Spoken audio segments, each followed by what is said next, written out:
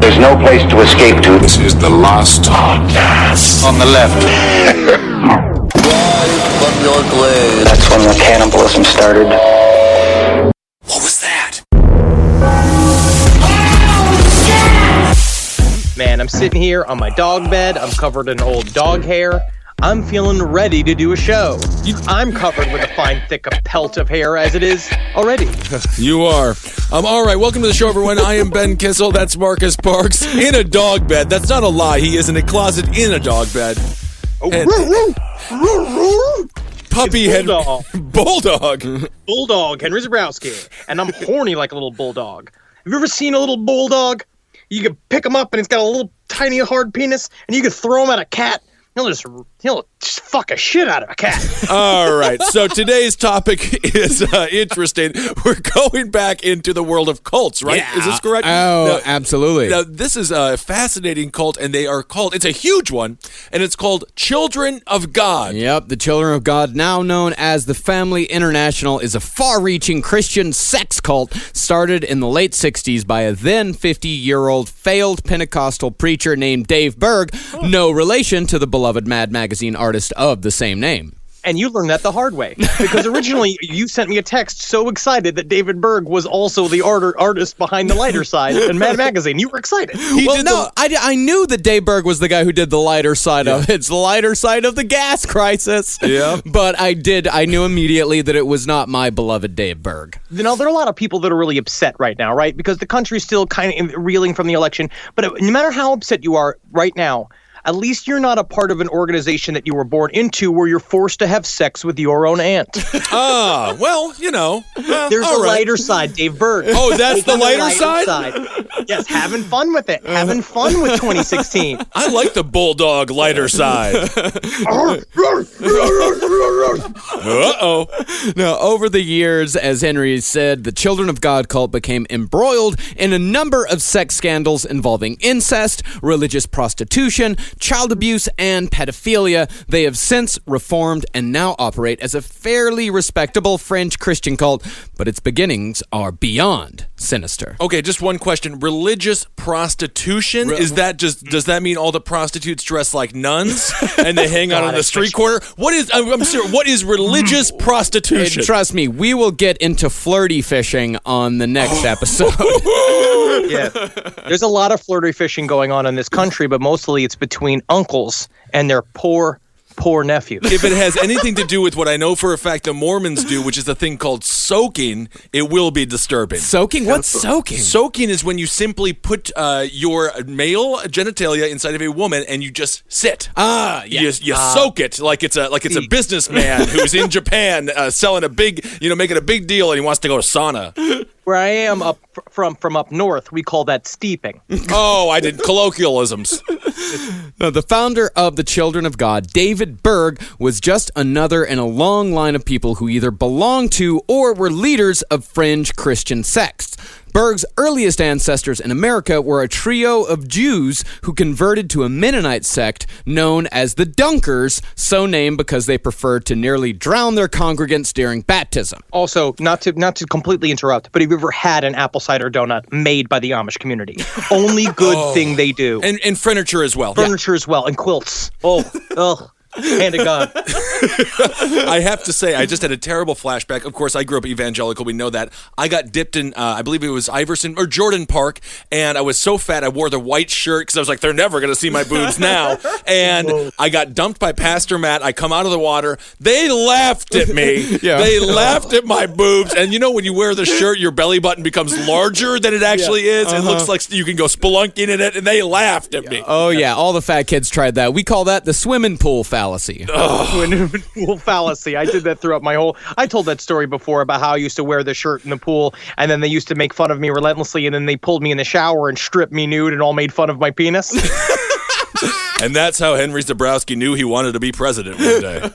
But so also David Berg's grandparents, they chose the hard way from the very beginning. He said his grandfather was known as like a fighter, that they would literally go as these Jewish guys, now Mennonites, from Jewish to Amish. Now they're living in America and they're literally just going places and fighting people in the street. And he said that they had no idea what they were doing, like religiously, but they made a shit ton of money. And David Berg put it because his grandfather was a Jew all the way to the end.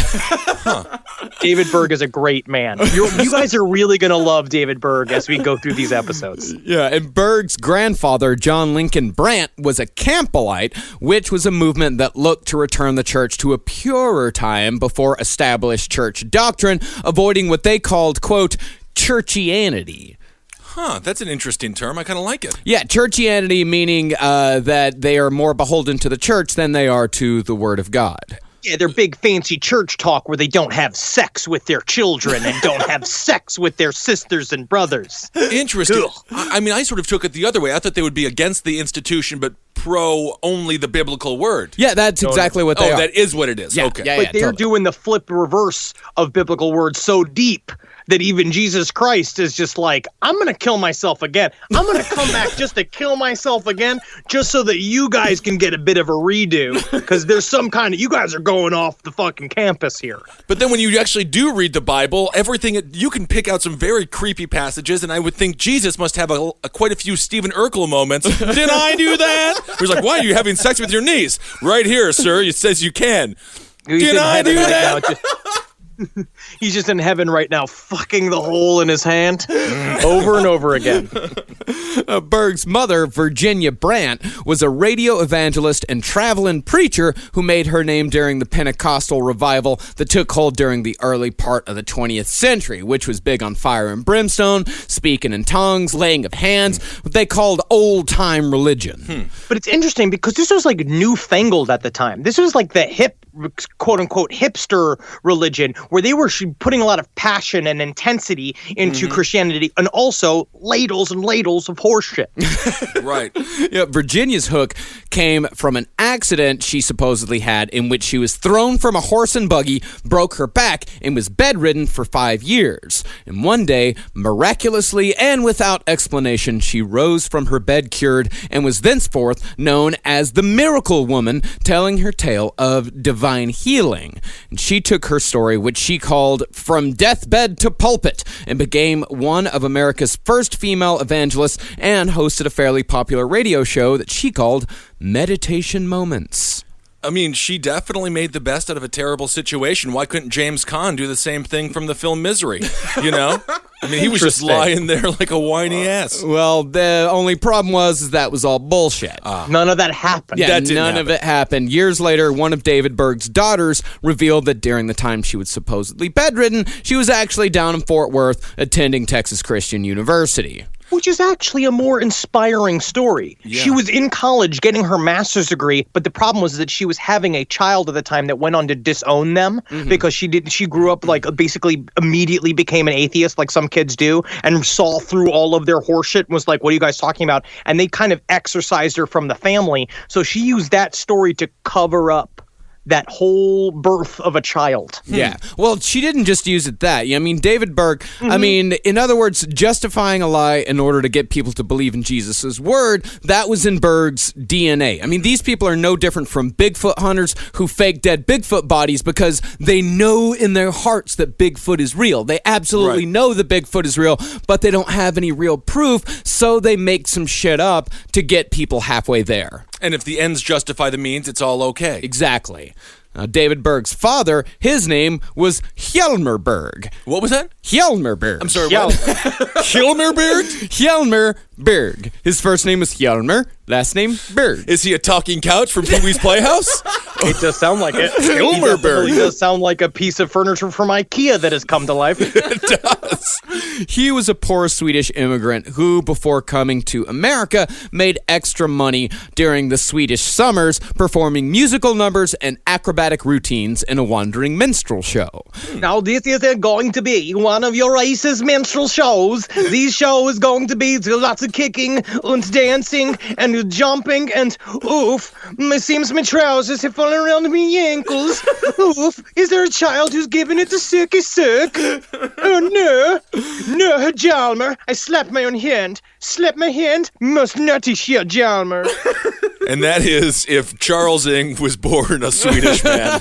I don't know how to do a Swedish accent. And what I I will love say it. is now that we're in the world of just Sweden, I'm allowed to do it. Oh, No absolutely. Swiss Swedish bullshit connected to it. It is Jorn if Jorn and Hjalmar, standing tall and blonde, who said to have a beautiful tenor singing voice, did nothing to stop anyone from hurting anyone. See, now, we talk a lot here about the perfect serial killer soup. For example, Henry Lee Lucas was created by a terrible childhood with an abusive mother, an already broken mind made worse by exposure to brain-rotting chemicals, and the ease of passage of a drifter lifestyle. Now, you're really selling it, Marcus. And I actually want that. Yeah, At this point in time, I want that. It's better than split pea, I'll tell you that.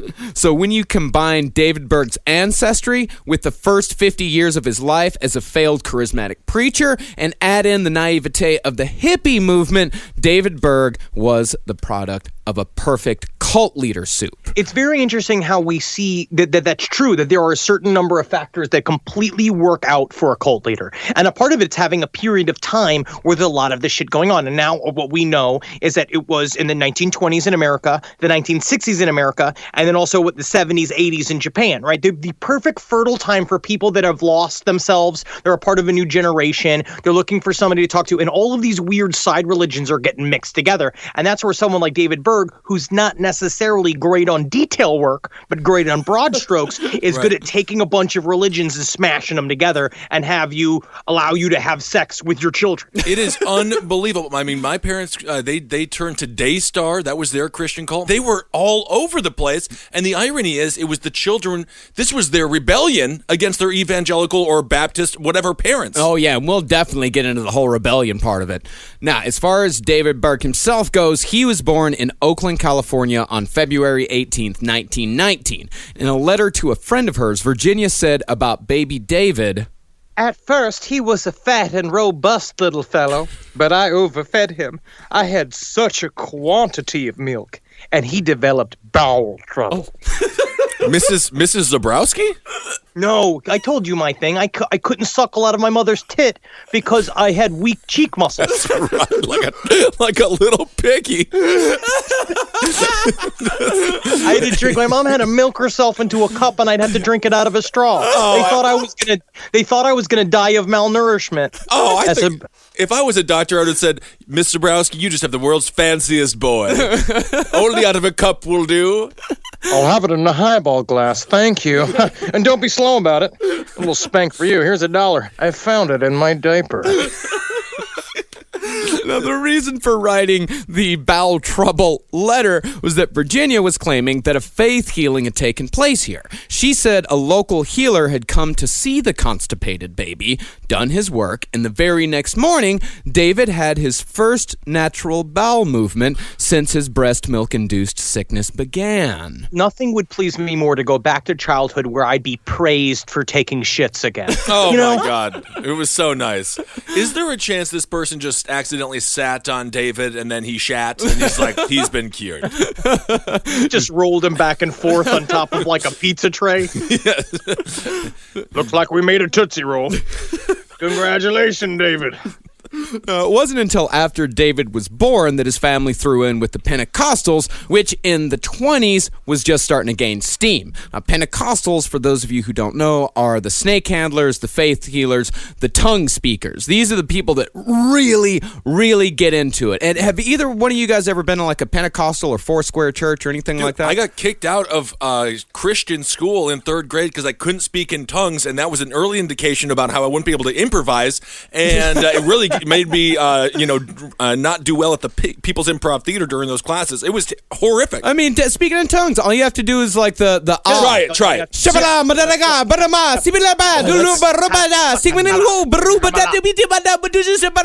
Oh, you hit a couple of triple B's in there too, man. You are good. You should hear me in traffic. I feel like when I'm driving in LA and I'm alone, I go, God, fuck, God.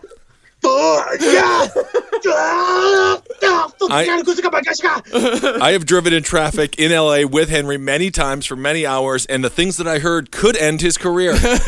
Yeah. Yes. No, 1925, when David was 6, the Berg family moved to Miami and started the Berg Evangelistic Dramatic Company. God, that's so much fun. It's like the Electric Company. See, all of these things were very exciting. These people really knew how to put on a show. Oh yeah, they were all showmen. They'd been that way for years, and they took it from a lot of different spaces. Because Virginia was known as, of course, she was the preacher, but Hjalmar was known as choreographer and music director. So he literally was singing and dancing, goose-stepping around with his perfect blonde hair while everybody was just being like, I can't believe how big the Swede is. They were just so excited to see a Swede. I feel like it's a Michelle and Marcus Bachmann type thing happening here. I think Marcus and this, what's his name? Hjalmar in Virginia. Yeah, he might have enjoyed a different type. He might have. I do believe that in the 1920s, music director was slang for homosexual. Yes. No, within just a year of starting the Evangelistic Dramatic Company, the group had moved from a small tent of just a few dozen to a 4,500-seat auditorium. David said his memories from this time were not so much of the revivals, but more of the constant scoldings he got from his mother because the kid played with himself too goddamn much. And this is true. He legitimately was a compulsive masturbator by the age of 4 years old. And he does not remember a single thing about his childhood, but just how much he loved to masturbate. That's it. But that's just I don't know. Do you call your kid out for diddling? I mean, he's 2, 3, 4 years old. Well, this is what I mean. I've seen definitely parents be like, "Hey, kid, get your hands out of your pants," because kids like to put their hands in their pants, especially boys. It's warm. You get immediate satisfaction. Yeah, it's just. I mean, but most kids, you can just kind of like spat them off and be like, "Hey, kid, you can't do that in public." Oh yeah. That's what most people do. I was a nude boy too. Yeah, Yeah, so I was always taking my pants off. I'd get a little like, eep, and I'd go like, hey, I'd stick it at plants and stuff. You know what I mean? But I was given a healthy dose of shame. You know what I mean? The shame helped keep me together. I think you have to just deliver the shame in the proper way. You don't beat them so then they get hard and then they associate a whipping with it. And that's pretty much what happened with David Berg. One night when Virginia caught David diddling himself, she brought the whole family into the room and brought a bowl and knife along with her and told David that if he didn't stop diddling himself, she was going to cut off his dick in front of the whole family. This is how you make John Travolta. This is not good parenting. But David said that didn't stop him at all because, quote, it felt too good to quit, my dear.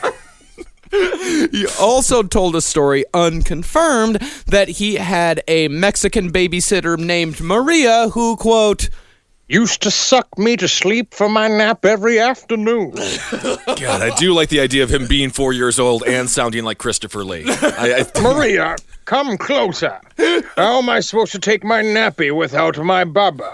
Unless you give me a little bit of a sucky on my wee-wee knob. It is very sad and disturbing because he's 4. But if he's 34...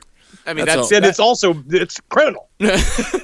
Now, David would later use this incident as an excuse to molest young children under the guise of, quote, calming them down and to command and allow other members of his cult to do the same. In fact, his daughter used to talk about how her dad, to get her to sleep, and she would talk about this just completely openly like it was the most normal thing in the world. She said that he used to give him a front rubbing. I was just wondering, okay, so you have a situation, and this is a question that I'm asking, putting it on my student cap. Okay, situation. Good. Because I will say, researching this whole Children of God cult, I felt very Pete Townsend. Yes, it is disgusting. They said they felt normal with it until society told them it was abnormal. If the society would have never said it was abnormal, would they have... from up top.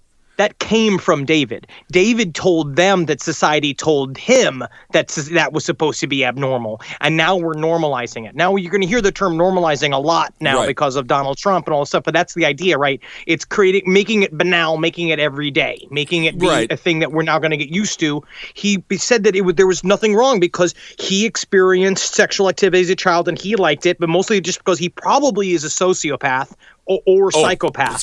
He's a textbook narcissist. But would the shame be attached so heavily to it if society didn't deem it? I mean, obviously, it's completely repulsive. In this cult, what Berg has to have is that he has to have his children. He has to have the people that are closest to him. He has to force them to come out because these people were not okay with it. They were just saying in public that they were okay with it. Right. Yeah. So Berg forces these people to go out and say like, hey, listen, it was done to me when I was a kid, and look at how great I turned out to be. I'm second in command of the children of God, the cult that all of you, not even cult, the family that all of you belong to and love. So it's completely and totally okay for you to do it to your kids and to let us do it to your kids. Meanwhile, they see a rat. We're going to get there because you got to remember at some point he's just building the cult. What we now know about cults is that once it's too late, then he can, because the whole children, the idea of sexualizing children doesn't really happen until later on. Yeah. When he is now he's already got them. They've already given them their possessions. He is now got them, and he is now slowly advancing it, starting with his inner circle. And it started so inner, it started with his kids. And you actually see this obsession, sexual obsession, in many starts of many religions. Mormonism is number one. Like Joe Smith used his sexual addiction in order to and used the Bible to back up his polyamory to have multiple wives, because it's all on him. It's all about his sexual gratification. We're going to find about David Berg is that it's got nothing to do with the family. It's got nothing to do with the cult. He's trying to create an entire society that says it's okay for him to live how he wants to live with his sexual problems, because children have no consent. Children cannot give consent. They cannot say, yes, please. Yes, thank you. No matter how they respond. So it's like you are showing a child from very early when you do these sorts of acts toward them that they have no power, which destroys their ego for the rest of their life. Yeah, and as far as sex being the motivators of cults, it's not just the want of sex, but also the shame of sex. Look at Heaven's Gate. Mm-hmm. Heaven's Gate was a complete and total reaction to Marshall Applewhite's just a complete and total lack of understanding and lack of acceptance about his own homosexuality. Is that was the whole thing with Marshall Applewhite, is that he was gay, so his way to try to overcome his gayness was the castration thing, and then when that didn't work, it was the mass suicide thing. I mean, that's the whole thing about Heaven's Gate, is that it happened because Marshall Applewhite couldn't come to terms with the fact that he wanted cock. Well, the first thing that happened with Applewhite was he saw aliens, and he's like, I want to have Sigourney Weaver's haircut, and then he shaved his hair, and then he was like, now I'm going with now I got to cut this thing off. Well, David, as is fairly obvious at this point, he had a lifelong compulsion towards and an obsession with sex, and his mother's attempts to curb that seemed to have the absolute opposite effect. When she caught him masturbating again when he was a teenager, she called in Berg's father, Hjalmar, and made David finish to completion in front of him. How would this work? It's the equivalent of I caught you smoking, now smoke the whole pack. Next thing you know, the guy's the Marlboro Man. Well, I mean, that's what David, when you do a bit of your jerky jerk, I couldn't help but notice you don't squirt very much. Here's some celery. He just keeps like telling him, can you imagine have to do that in front of your homosexual Swedish father? Oh, good. Yeah, that's insane. Well, what it actually seemed to do with David Berg is that it seemed to instill like a ridiculously rebellious attitude towards sex for David, and it somewhat normalized the shattering of sexual boundaries towards family members. Because, of course, like he would be sitting there masturbating in front of his father, and that didn't dissuade him. And he's just sitting there polishing the buttons to his lederhosen, choreographing 5 girls in a crucifix position, trying to shout about the triumph of God. How could you not come? But this is if you're a parent, you walk in on your teenage son, it's very normal to masturbate. You just walk out. Yeah. Why would you? There's some issues here. Oh yeah, there's quite a few. My mom caught me once masturbating on the computer, and she called me. She said, "You're a pig. You're a disgusting pig," and then pulled me out onto because they had put the computer in my room when I was 14 years old. Not a good idea. And it was like I had known about porn, and we had just gotten the internet, and so I just went like lesbian schoolgirls. I just went click, click, click, click, click, click, like an orangutan using a tool. That was it. Well, that whole sexual boundaries between family members, that would almost be crossed with David's mother, according to David, at the age of 19. See, by the time David was in his late teens, he was working as his mother's chauffeur, driving her from revival to revival so she could spread the word of the miracle woman. And one night, they found themselves having to stay in a cold room with only one bed. As the two shared the bed, the temperature dropped, and David's mother wrapped him in a warm embrace. And what Henry is about to read, this is not hearsay. This is not secondhand. This is information that David Berg not only freely offered, but sent out to his followers in a letter. Henry? So remember this. Okay, so number one, he's bragging about this. Number two, I'm going to again describe to you what Virginia Berg looked like. She looked like Danny DeVito with a wig on. Oh, like, not bad. She's like, from his perspective, again, just remember, I just want to say this out there to all men, to all women too. If you have problems, if you have problems deciding if you want to sleep with somebody or not, and you find somebody irrationally attractive, masturbate first. Masturbate before making a life-changing decision. All right, just go do the bit. My first reaction was absolute terrified shock to think that my mother would get so close to me and wrap her arms around me and her body around mine in such an almost sexual embrace. It certainly was a loving embrace and affectionate, and perhaps she meant nothing by it whatsoever. But I think for the first time in my life, I had sexual feelings about my mother. And in those days, when very young, I was quite virile. Impotent. I can remember having her snuggle and feeling her warm, soft body against mine, her bosoms against my back. She had on a nightgown, a very thin nightgown. She was still a beautiful woman at 55, charming, and although a little on the plump side, quite pretty and very attractive. And there she was, with her bosoms against my back and her arms wrapped around me, and almost her legs wrapped around me.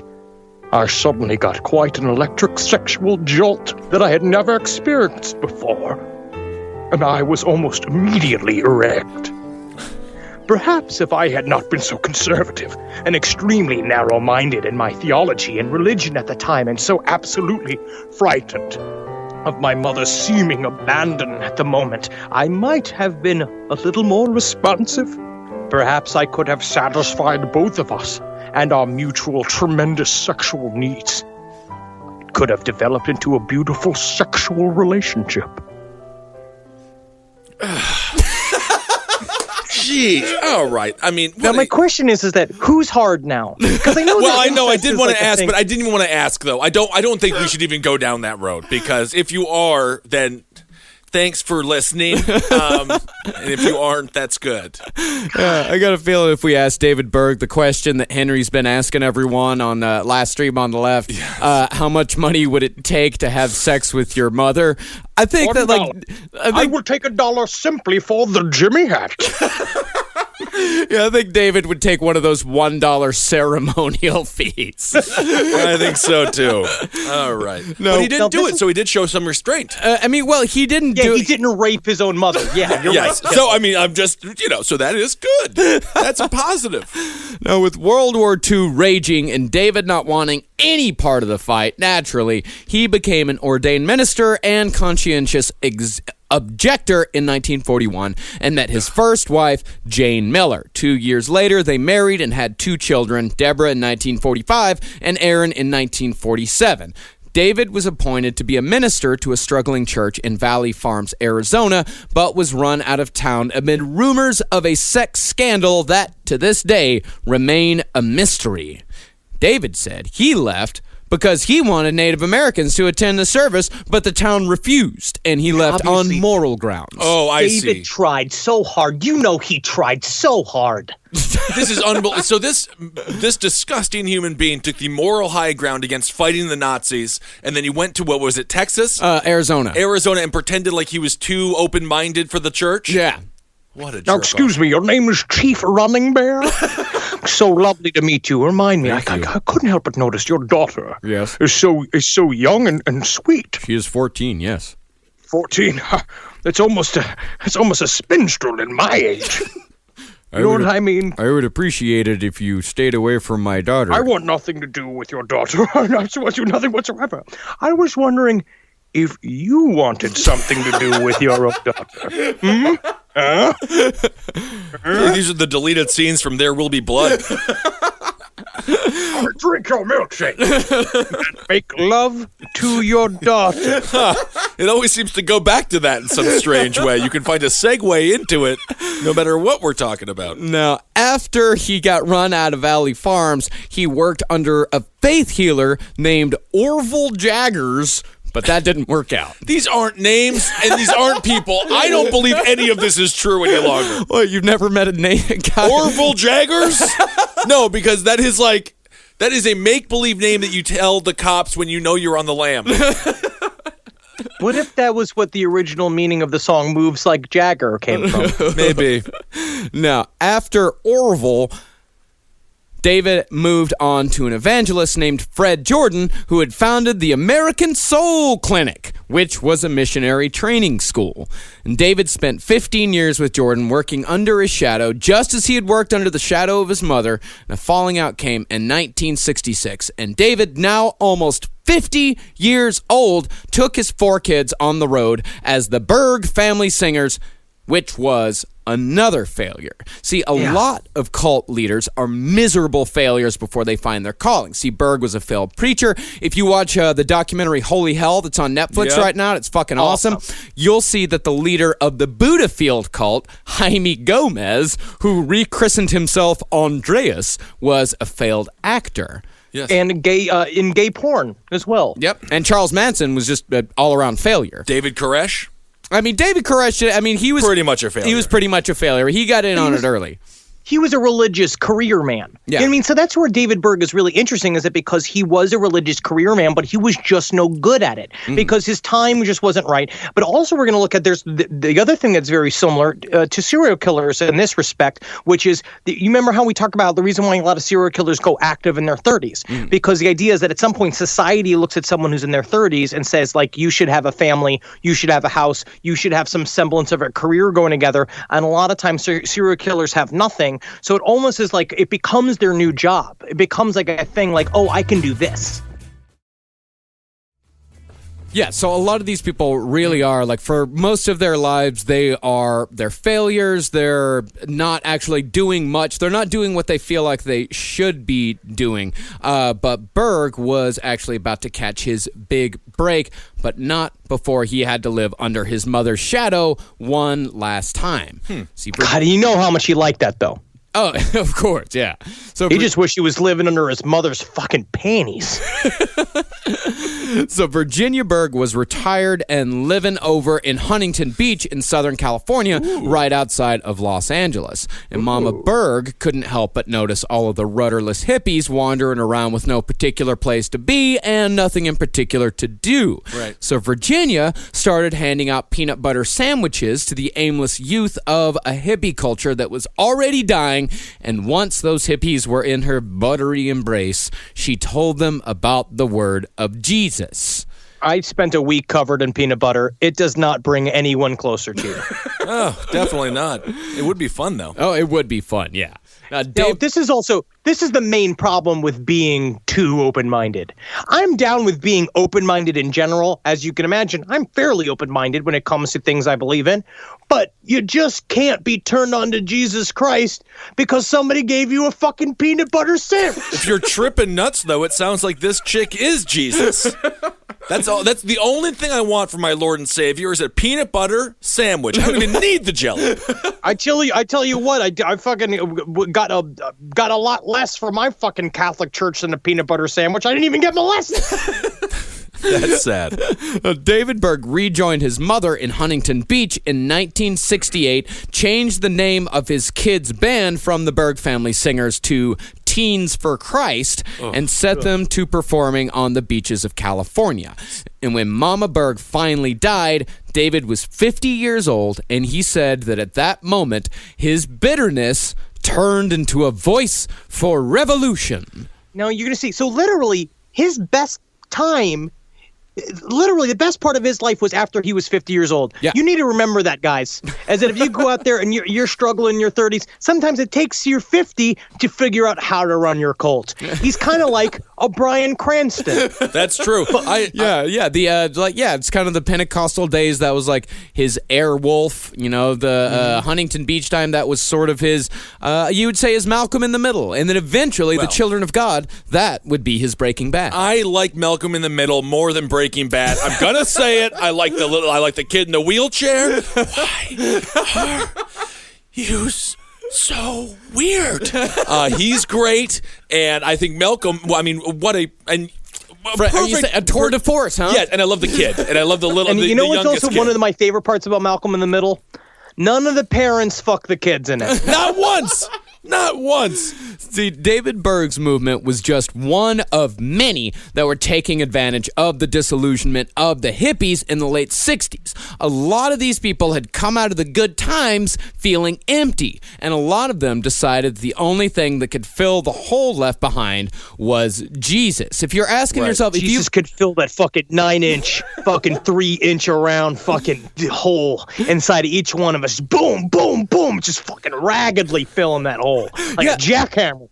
I mean, a lot of people wonder, in fact, I wondered this myself, how is California so full of Christians? Why are there so many Christians in California? And this is one of the reasons why, is that a lot of these people, they were in the hippie movement, they found that it was all complete and total horseshit, so they moved on to Jesus to still get that little jolt that they needed, that they used to get from promiscuous sex and a little bit of weed and acid. Yeah, and let's be honest, the sun makes you dumb, and good weather makes you stupid. Everyone is beautiful, so you don't have to be smart. It is a perfect storm of failed actors, future waiters who found Jesus Christ. All they were they're empty vessels looking to be filled with any kind of information and knowledge to give their life self-worth.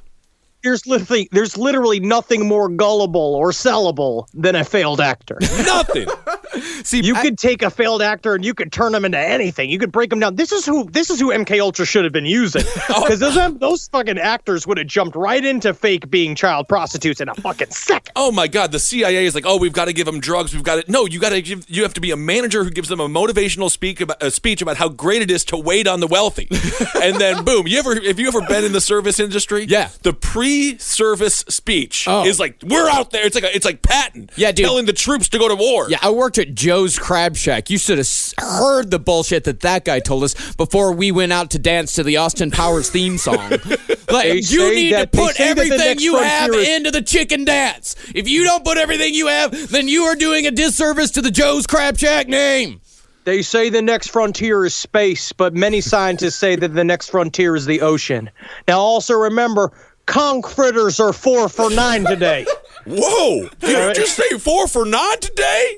See, as far as really sweeping in and taking advantage of all this, Berg is really not that different from Manson. And in fact, Charles Manson is the cult leader that I would compare Berg to the most. Berg, like Manson, came upon the 60s counterculture from a completely different world as an outsider and immediately saw an opportunity to manipulate and control these people. And who else does it sound like?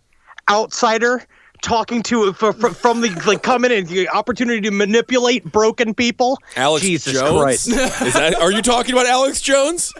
No, Alex Jones is now legit. I know. He's become a voice in America. But now look at this time period. We had Manson, Jim Jones, L. Ron Hubbard. They were all in the same areas, right, doing the same shit. They were all like, Scientology was another offshoot of weird Christianity mixed with like meditation practices. You got Jim Jones also doing fringe Christianity.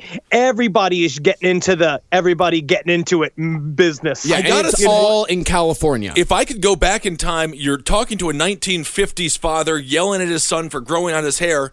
Everything he told that son was true. You go out, right. All of a sudden, you're going to start having sex with everybody. You're going to take drugs. You're going to end up an evangelical crazy Christian or whatever it might be. It all became true. I almost think the 50s were a better generation than the 60s because the 60s caused the 70s. See, the big difference between Berg and Manson was that Berg was about 20 years older than Manson, because Manson was in his early 30s when he came across the hippie movement, and Berg also already had extensive training as a charismatic religious leader from years in the Pentecostal church. But most importantly, Berg wasn't a complete and total moron like Manson was. Berg had... Manson's just a fucking idiot who just fucking slop-slopped his way in there, and then you've got... But, like, Berg has training, which is really dangerous for a group of impressionable people. He had 15 years training in a missionary school. I gotta give the guy a little bit of credit. He did his time. Yeah. I mean, it wasn't like he just jumped right to crazy preacher like Manson did. He worked really hard at the profession. So the Children of God had its beginnings at the Light Club, a coffee house and youth ministry in Huntington Beach started by Teen Challenge, which was a part of the Pentecostal denomination Assemblies of God. And it was almost tailor-made to have Berg step in. There's so many places like this in LA when you drive around that are just offshoots of Scientology. It's all the same shit. It's like one is like the House of Unified Philosophy, the House of like all of these like weird, like they have like esoteric 5 or 4 word long like club names. They're all offshoots of Scientology. All leads back to a cult mentality. And it's so LA has not changed a fucking bit. No, absolutely not. See, Berg, he let his kids lay the groundwork. The band, the Teens for Christ, they would lure people off the boardwalk by covering pop songs. Then they give them free coffee and free peanut butter sandwiches. No! Again with the peanut butter sandwich trap. Too dry. It's too dry. I don't but their mouths are so wet with just acid drip. And once these people were comfortable, that's when the proselytizing would begin. And you know what the Celebrity Center for Scientology uses?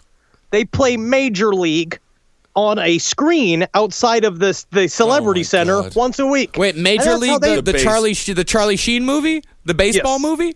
Yes. It is unbelievable. With Willie Mays Hayes? You don't have to do any... Yeah, the balls. The guy walking around...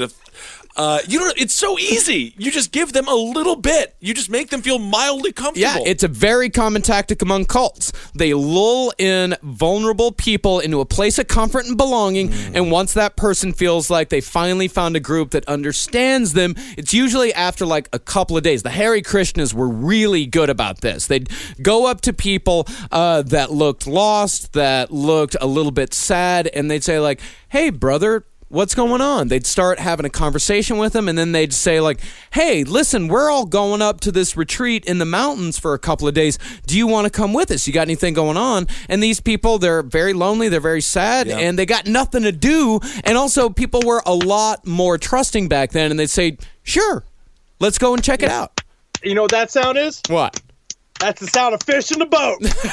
Going to fishing, reeling in the fish. That's it. Yeah, and then after they hung out for a couple of days and they had a really good time, they really like everybody, and more importantly, everybody likes them. Right. And that is when the sales pitch comes in. Because think about this. Who is a more unspoken to and unloved group of people than a group of people that would show up on a lawn in the middle of Franklin Avenue in order to watch Major League in public? I agree. You know what, though? There has to be at least a few people who totally understood what the game was. Let's just say I'm walking down the street. Papa John's is in the house. Papa's in the house. Come on in. Free Papa. I'm like, okay, I'm going to be there. As soon as they start preaching, I'm out. Yeah. You're a sucker. I'm the winner. You're an asshole. I just got free Papa John's. I signed up for 2 credit cards to get free sandwiches at Quiznos. You beat Capital One. See, what Berg would do is he lurked in the shadows and he watched his kids perform for all the unwashed hippies. He'd pay attention to what they responded to and what turned them off, and he finally came up with the perfect N, capital T, capital S, the system. System, man. Yeah, the system, dude. That's what's keeping us down, bro. God, it is so Trumpian. It's ridiculous. It really is. And in 1968, he published his public declaration in a Huntington Beach newspaper called The War on the System, where he raged against the educational system, the church system, the government, and most importantly, the parental system. And Fuck yeah. Fuck mom. Fuck dad. Yeah. They won't let you have sex with them. They don't understand you. And then if that wasn't enough, here's a free peanut butter sandwich. Boom! I mean, now you know what? I'm hooked. Now I actually want to be one of the child of God. See, this right here, this was a genius move on Berg's part. He painted the parents as the rebels rather than the kids being the rebels. See, the kids, they were looking to return to the old times and things were simple. You know, why you gotta wear a shirt, man? Why we gotta wear shoes? Why can't we just wear sandals, share everything? Why can't we just be a community? Why do we gotta get a job? And Yeah, I'm sitting here in my underwear in a dog bed. You are the future, Henry. And Berg told them that it was the parents who were actually rebelling against God, which it's pretty much, I'm not crazy, you're crazy. We're the normal ones. What kind of God would be looking down on earth and be like, take it off. Take your clothes off, would you? I mean, they're like bizarre strip club owners or something. But really what they would do is they'd say like, man, Jesus was the biggest rebel of all. Oh, I heard that so much growing up. I'm having so many flashbacks to Iwanas and all this stuff. Absolutely, man. Like Berg, the people like him, they're the forerunners of all those Jesus is radical youth pastors that we all had to fucking deal with. The cool preachers who every once in a while would say, damn, shit. And like, I don't give a damn what they think. Like, oh my God, he must be amazing. We'd better trust everything he fucking says. And you know what? How many of those cool youth pastors, we all know a cool youth pastor who got busted for fucking one of the teenagers. They always were fucking the teenagers. That's the whole They point. always were. Reverend Jim, what do you after meet up today? It's like, hey man, just call me Jim. Yeah, all right. Yeah, no, cool. Yeah, I couldn't help but notice you were hanging out with Allison like a long time afterwards. I didn't know if you guys were having some kind of Bible study or like some kind of hangout, like some kind of cool. Because I'd love to come. I got all this popcorn. I'd love to make popcorn and maybe we could play the guitar or something. He's like, no, Paul. You're so fucking stupid. No, Paul. I just need you to just stick to Bible study. Stick to meetup. Okay? All right, because I'm going to be knuckles deep in Allison in about 2 hours. Oh, it's unreal. Get it out of here. Get it out of here. All right? Love Jesus Christ. Jesus Christ loves you. So accurate. Yeah, the accurate. punk youth minister, Yep. all of these fucking, I mean, it is disgusting. Like, I want my men of God to be old and kind of crusty. Yes, they could be very friendly. They could be very much about love and peace, but don't try to fucking be cool. I just want Mr. Rogers. By the way, Mr. Rogers, I read Devout Christian, great man. wonderful man. I read a little bit about Mr. Feely, the mailman. Yeah. He did regret that name. He really did. I bet he did. I bet he did. He didn't And he should understand have. how people would pervert it. He didn't get it. I can't remember where Mr. McFeely came from. It was his mother's maiden name. That's Yeah, right. McFeely was his mother's maiden name, so he did it as a tribute to her, and then just didn't think about it because he's such a kind Such a soul. great guy. They changed it from the first draft of the name, which was Mr. McFeel Me. See, that's why. That's why. That's why he hated it. But they also flipped because the idea is that the way the hippies, so they talk about how like hippies never call themselves hippies, right? They call themselves freaks. Yeah. That's kind of the idea is that they adopted the name yeah. freaks. And so in this world, they like the term Jesus freak. Right. They would talk about the term Jesus freak to the point where Billy Graham said, I love the Jesus freaks. Right. Who cares if they've got long hair because they preach in Jesus Christ? And then when it comes down to it, what's lamer than Billy Graham saying he likes you? These jerk-offs. These are the ones who put Carter in the White House. But we're not even going to get into that. It is interesting, though. So he did not want to be the God. He did allow Jesus to be the main figure of his cult. He wanted to be Moses. Sure. Yeah. Yeah, But that was- is a little bit different than someone like a David Koresh or Charles Manson. Yeah, right? he was not the savior. He was merely the person. He was the prophet. That's Right. what he wanted to be. All he wanted to be was the prophet. He wasn't claiming, because that was able to get even more people in, because if you've got like a cult leader that is claiming, I am God, then you're going to have a hell of a lot less people saying, yeah, sign me up. But if you have someone saying like, I'm not God, we love God, but I have all of the answers that God is giving me, then that is at least a tiny bit more reasonable. You know, like, I mean, you look at people like Joel Osteen. Of course, attach yourself to a bigger brand. Yeah, That's all it is. Exactly. Well, again, it's also about it's feeding them and letting it grow. Because it's like, so we're saying right here, right? He started growing out his hair and his beard, giving sermons dressed in a Japanese kimono, which is questionable. But then he's mixing around the names because it's really about coming up with a good name, right? Because the cult needs a good, like, Om Shinrikyo. Whoa, that is a That's good such name. a good cult name. Yeah, it's wonderful. He went from Teens for Christ to the Jesus Children to the Jesus Movement. Getting there. To Revolutionaries for Christ. Kinda fun. Which is kind of fun. It's getting It's a there. little Civil War reenactment-y. Yeah, a little bit. Little stinky. But finally, they were actually given their name through a newspaper article that was written about them when they started getting a little bigger. A newspaper journalist called them the Children of God. Ding, ding, ding, ding, ding. Which is also how Spider-Man got his name. Isn't that nice? And didn't Richard Ramirez also get his name from the newspapers? The Night Stalker. Yeah. Yeah. 'Cause he wanted to be something else, right? He wanted, like, well, they originally called him, what was it, the Screen Door Intruder. Yes, Yeah, right. screen door intruder. Yes. So what they did is they co-opted 60s counterculture even further by encouraging sit-ins, marches, and protests against established churches and what they deemed to be unfair arrests at Huntington Beach College when a few of their members were charged with trespassing when they refused to stop handing out religious pamphlets on campus. These guys really pushed to make themselves an enemy. And this is why I do sympathize with people in political power, because everyone looks at protesters like, oh, they must be protesting for my cause. But then you actually go and talk to them and you're like, no, I am protesting less gaping in porn. Or like whatever, like they protest these random, people aren't racist enough. And I'm here to tell the American people to get more racist. It's like, you guys are getting creative. But also remember at this point, the Children of God was almost asexual church, right? It's like there was no sex. There was no group an sex yet. asexual church. Yes, it was like becoming it was about purity. It was about they were preaching God and they were driving around on buses, and the idea was that sex was only allowed between a married man and woman, and it was about purely living in your faith, and which is what really got people involved in it, actually, because there was so much hedonism in the hippie movement that everyone was used to drugs and sex. They wanted a break from it. So that's a part of how he sort of keyed them in. Like now he's doing that. Not only he has the look of a hippie, and like they all do, they all look like hippies, but now he's saying it's actually cool to be pure. Yeah. And so it's building a little world where everybody feels comfortable. And then slowly but surely, you start fucking with it. Yeah, to see what you can get away with. Yeah, a lot of these people, like all of the free love and drugs, it hurt a lot of people. Like it hurt a lot of people in a lot of different ways. I mean, it really scarred their soul. A lot of these people in Haight-Ashbury, like for example, that turned into a heroin den. I mean, a lot of these kids came out.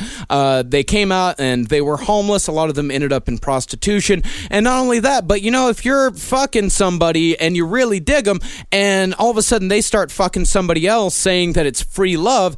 That sucks. Right. It really does suck. I mean, these people, like the hippie movement was just a whole field of heartbreak. Yeah. And people like David Berg came in and told them, like, hey, listen, we're going to get away from all that. We're still going to do the spiritual stuff. We're still going to do the stuff that you can feel good about. We're only going to take the stuff that you can feel good about, and that's all we're going to do until, of course, he decides to do a little bit more. So by 1969, it was time for Berg to start making prophecies like all good cult leaders are prone to do. He predicted that a great earthquake was going to swallow up California, so they had to get the hell out of there, a lot like Manson. Once again. And Om Shinrikyo, everybody. Cults have to have a narrative. Yeah. A cult leader has to start building a narrative to keep people in line, and you have to develop a sort of loose time limit because you're creating the tension. Urgency. You're creating you're stuck in this, and we're gonna do. And now, because what you can do is be like, it's only a year, it's only 2 years. People are signing on for little chunks of time until all of a sudden it's been 15, 20 years. Because that's the idea. Is you keep stringing it and moving the timeline. You sound like every divorcee, everyone who's ever been in a marriage. And it's also, these prophecies tend to lead to more isolation, right? Yeah. They tend to separate themselves from society further and further and further. Yeah, I mean, he had to get these people on the move because they're just hanging out. And if people are just hanging out, then eventually people get bored. That's just human nature. People just get bored. So you have to keep them moving. You have to give them something to look forward to, even if it is the end of the world.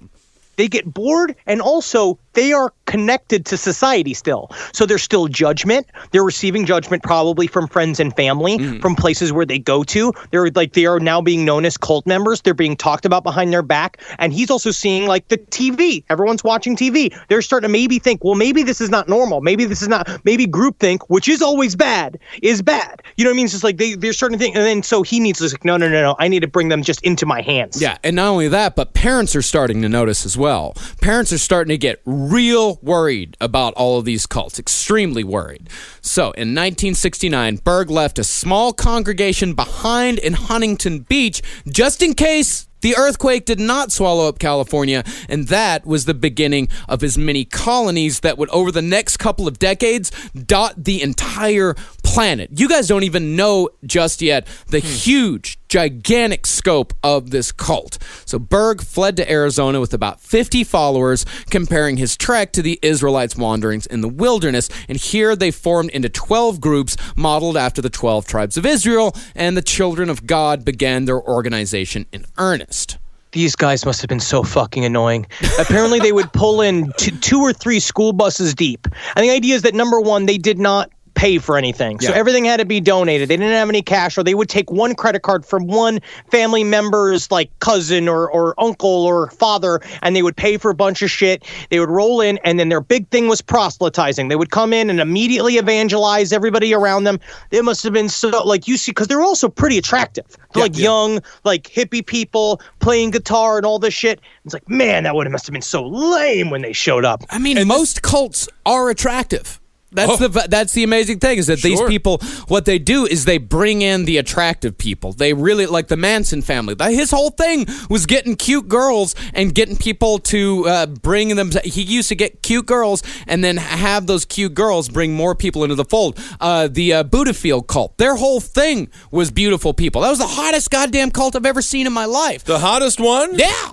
Oh, yes. Even hotter than the Hawaiian Tropic cult? That and the Source family. The Source family and Buddha Field. Nice. Oh, yeah. Super nice. These cults, I just want to say, these cults there were so many of them. I was just watching a documentary on Netflix about this guy who, I think he called himself a circuit breaker. There was just like PIs that would be hired by families of, members of their family would go and join cults, and they would just kidnap them off the streets and then bring them into these institutions and break their minds again. Deprogramming. Yeah, we're actually going to get into that guy on the next episode. Oh, great. Yeah, it's a great documentary on Netflix. Oh, yeah. He went hard against the Children of God. Yes, he did. Yeah, he really did. So when they were in Arizona, that's when Karen Zerby, a.k.a. Mama Maria, entered the picture. Zerby was another child of a preacher just like Berg and had been raised extremely conservative. She was described as, quote, skinny, buck-toothed, and extraordinarily plain. She was a very plain-looking woman, but you can see how this charismatic man, older, in a kimono, surrounded by people who worship him, can pull someone like this deep into his web. Yeah, he was 28 years older than her. Well, if you're extraordinarily plain, I think that you're no longer plain. You're like Shelley Duvall, who, by the way, does not Shelley look Duvall good. is very sick. Yeah, she is very mentally ill. Yeah. Yes. She believes that Robin Williams is not dead. She believes that he is shape-shifting. I think she also believes Robin Williams is a real grandmother, and he wants to take care of the kids. That's all he wants to do. I just can't believe that old woman set her own breasts on fire. I can't. That's... So, despite being extraordinarily plain, Karen Zerby was destined to become Queen Maria, David Berg's second wife. Now, ironically, Karen was whisked away from her home by Jane Berg, David's first wife. After Karen had decided to join the children, Jane showed up at her house and distracted Karen's parents while Karen packed up her things. They then fled and jumped in a van and met the rest of the congregation over at the Sears parking lot, where they like to hang out on weekends because nobody would really bother them there. God, they're like waiting for Doc to show up in a DeLorean. I mean, what, they just hang out before? This is what people used to do. Parking lot all weekend. In the night, for those that don't know, for the younger generation, 1990s, a lot of time in the Target parking lot. So much time in parking lots. So much All we parking lot. used to do was smoke weed in the car behind the Walmart. That's all on you the did. Dumpster. And then you would just go home. Yeah, and then you dig through the dumpster and see what you can find. Well, no, Marcus, That's what you did that because was you live your like addition. a raccoon. Yes. But this is very interesting. So then you're going to see how little allowances build to the entire cult. David Berg talked to Jane Berg, right? And he slowly said, I think that Karen is special, right? And so he's like, okay. So they did the full package to get her out of there. Well, now Berg starts working on Zerby, telling her super, super special, while they're sitting in a sweet 26-foot-long 1963 Dodge camper that many of the members also shared, and he called it the Ark. Yeah. God, he knows it doesn't float, right? This is what Berg said about the courtship between him and Karen later in a letter that went out to thousands of his followers. Mostly we were just doing what we used to call necking. Just kissing, cuddling, fondling, and petting. She was a virgin, so it took me a little while to get her opened up. But finally, one night, we got it together. And I mean sex. Good Lord. Now, the reason why we have so many, we're going to talk about this, the reason why we have so many quotes from David Berg is that because eventually he would go into isolation, and the only way he would speak to his entire cult was with these letters called the Mo letters, which we'll get into. So eventually, Berg convinced both his wife and Zerby that polygamy was the only way to go from then on, and in a How do meeting... you convince these people? I mean, how do you swing this because shit? he used his status as the end-time prophet. He said, listen, I'm the end-time prophet. He found biblical justification for fucking Zerby on the reg, and he rechristened her Maria, oh so close to Mary, because his first wife was already all in. Like, she'd been with him for years. She had stood by him for years, and she bought all into this too. And let's not pretend that these women aren't thrilled to have a night off from getting humped by this disgusting maniac who thinks he's the second coming. I mean, I would be more than happy to get another gal in there that has to pet this hog. So later that year, Berg gathered his movement, which had grown to about 100 by this time, to the Laurentian Mountains of Quebec, a gathering that would be seen as the founding convention of the Children of God. David declared himself the new Moses, christening himself Moses David, which would later be shortened to just Mo. David said that the end times were here, and he was the only one who could lead his people away from the established churches and the uncaring world of man, and so it was time for Armageddon to begin once again. And as we learned with Om Shinrikyo and the Manson cult, the best way to get people to do your bidding is to convince them that not only is the world ending, but the only way they can be saved is if they follow you and nobody else. It's a good formula. It's a great formula. Berg, he went straight fundamentalist in his escape plan, saying that his followers were to be the 144,000 allowed into heaven after the end times came, and which is what he also took that from the Mormon shit. That's literally what he did. He took that little tool from the Mormons. Well, I mean, yeah, it's just not the Mormons. I mean, that's been used by fundamentalist Christians for decades before Berg came along, and he even sweetened the pot by saying that his followers would be able to pray people out of heaven to fill in their heavenly numbers should they not get to the 144,000 before the end times came. Mr. Berg, that's really great, but do we have any more peanut butter sandwiches? I'm just here for the peanut butter sandwiches. Unfortunately, we ran out of peanut butter sandwiches on Tuesday, but I tell you what we've got piles and piles of. Cunnilingus. Is that a sandwich? Now, Berg said that Satan came in the form of protesters, teachers, government officials, and pastors. No authority figure could be trusted except Berg himself. And of course, and keeping true to the cult mentality, all new members were required to sign what they called revolutionary contracts, which forfeited all assets and properties to the cult. And the Children of God soon settled at the Texas Soul Clinic outside of the ghost town of Thurber, Texas, which is where we'll pick back up next week. I'm just going to say, you know what? You don't have to settle outside of Thurber, Texas. Go inside. Thurber's a ghost town. Yeah, no one's there. It's just settle right into it. Well, there's a bit of a tourist thing. It's an old mining town. It's right off of I-20. It's right near Groom and Desdemona. I heard if you're real lucky, you could stub your foot on a piece of coal. That is exciting. Yes, Henry, if you are really lucky, you can. Thurber's a wonderful place in Texas mythology. It doesn't sound very Thurber's great. You said it was a ghost town. Terrible. Yeah, I know. It's super cool. Do you guys not want to go to a ghost town? Well, I wouldn't describe it as like a great bastion of fun. Yeah, I It's want a to go to a ghost place town. that has like a bar and a movie theater and Sure. like a dance hall. The bar, I'd love you a can go to dance the hall. bar in Clarendon. But there isn't one in Ferber. So I would like to go to the bar in Ferber, but there isn't one. Thurber. Thurber. No. Oh, I see. Thurber. I'm sorry. Just remember, the whole thing about these episodes, which I like, is to remember that groupthink is always bad. Always And bad. It Well, is unless you always have, bad. if you're a construction team building a highway, it's very good. That's Otherwise, working together. That's not groupthink. well, you have to think with one mind. Well, No, you don't. no. No, the jackhammers need to think like jackhammers. And the hammer guys, the regular hammers, need to think like hammers. Hammer And guys? The I don't hammer know. guys. I don't even know if you use a hammer to build a highway, but Hands? anyway.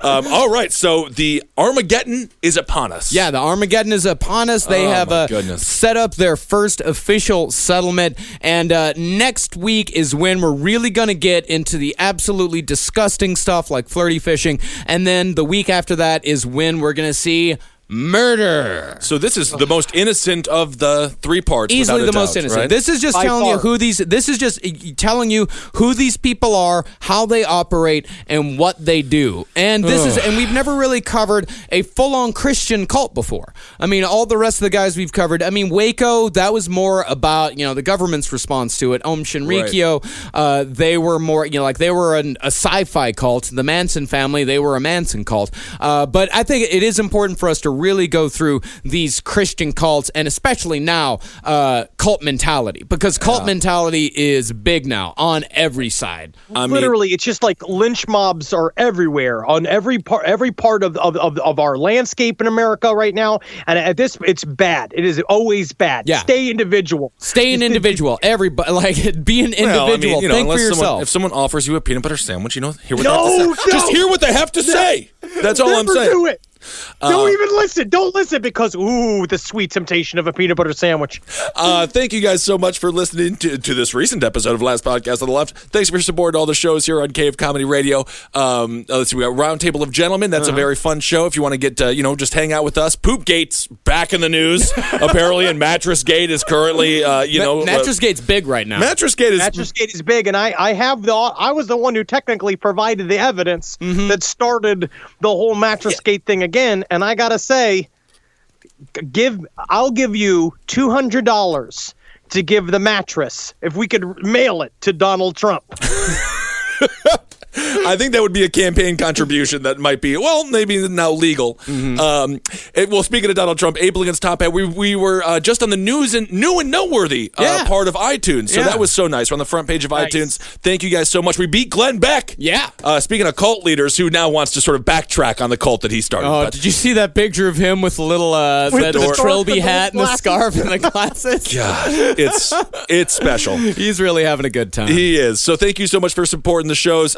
Page 7, Sex and Other Human Activities, The Lucky Bone Show, and listen to Wizard and the Bruiser as well. Holden McNeely and Jake Young do a great video game show. Absolutely. And December 17th in Portland, we still have some tickets for our early show that's definitely going to sell out, so get your tickets now. January 7th in Boston, we still got some tickets for the early show there as well. These shows are without a doubt going to sell out, so don't sit on your hands. Get those tickets now. And we're going to be releasing tickets in December for Chicago and San Francisco. We can officially say those are coming. So if you want first crack at those tickets, go and follow us at LP on the Left. Go join the Facebook group. Tickets are always announced on those pages before we announce it on the show. So if you want to make sure to get your tickets to these shows, go and follow us, and you'll be sure to get first crack at these things. That's right. And you know what? You are allowed to sit on your hands if you can type with your nose. That's kind of fun. And if you really want to get first crack at these tickets, join our Patreon. Thank you so much to everybody who has joined our Patreon. You can go to patreon.com/lastpodcast on the left if you want to give. Even $1 helps. Every tiny little bit helps, and it really is a big lifesaver here. In fact, it allowed Ben to do something pretty exciting lately. That's right. I have big news. I will still be appearing on Fox News, but I will no longer be producing on Fox News because I don't have to do that any longer. So thank you guys so much from the bottom of my heart. I'm making money solely through the art and solely through, these wonderful podcasts and live performances, and it really does mean a lot to me. It's been a long, unbelievable journey, but 20 years in the making. Yeah. So thank you guys so much. It's nice to see that you have tentative morals, but they were challenged. They were challenged. And you stepped back and you did it. You saw the devil and then you came right back. The bad devil, not the good devil. Yes. Because also, speak of the good devil, please watch Your Pretty Faces Going to Hell on Adult Swim, Sundays 11:30 Eastern Standard Time. We're really doing well in the ratings, and we really need to keep it that way. I work so hard on the show. We all work so hard on the show. It's like, please watch if you can. Like, these next couple episodes are going to be really funny too. Yeah, awesome. And of course, don't forget, speaking of Adult Swim, don't forget to watch the last stream on the left. That's at adultswim.com every Friday at 7:30 p.m. Eastern. We're going to be taking next week off. We're not going to have an episode or a new stream next week. We're all going to take a little bit of time off, let our brains spool back up again. But we will be back in 2 weeks with Children of God, Part 2. That's right. We will be doing a top hat, though, and we will give you information to win the Thanksgiving dinner table. Oh, you're going to win it so hard. I actually came up with a pretty good metaphor to help explain it to the farmers, but we'll talk about that. How to... Tell about your little politics in the next show. I cannot handle it here. This is a safe space. This is a safe space. Surprisingly safe, considering. Yeah. And make sure you plug us, follow us on Twitter at Henry Loves You, Instagram at Dr. Fantasty. I'm at Ben Kissel, Ben Kissel1 on Instagram. Still don't know how to use it, but please follow me on Twitter. I really do love interacting. And Marcus Sparks is Marcus Sparks for everything. Mm-hmm. And for Last Podcast on the Left, follow us at LP on the Left on everything. Yeah, that's it. Hail yourselves. Yeah, hail game. Hail Satan, hail sweet, sweet Satan. These times, these hard times, it's good to rely on the only person that is remotely reliable, Satan himself. And which is yourself. So nice. And guys, don't have sex with your child this week. Good God. I don't think we have to constantly say that. I think we do. Unfortunately, I think we do. Donald Trump called... Hail yourself. All right, hail yourself. You said no politics. Megustalations. Our president. Megustalations. I said megustalations. That's the end of it. For more shows like the one you just listened to, go to cavecomedyradio.com.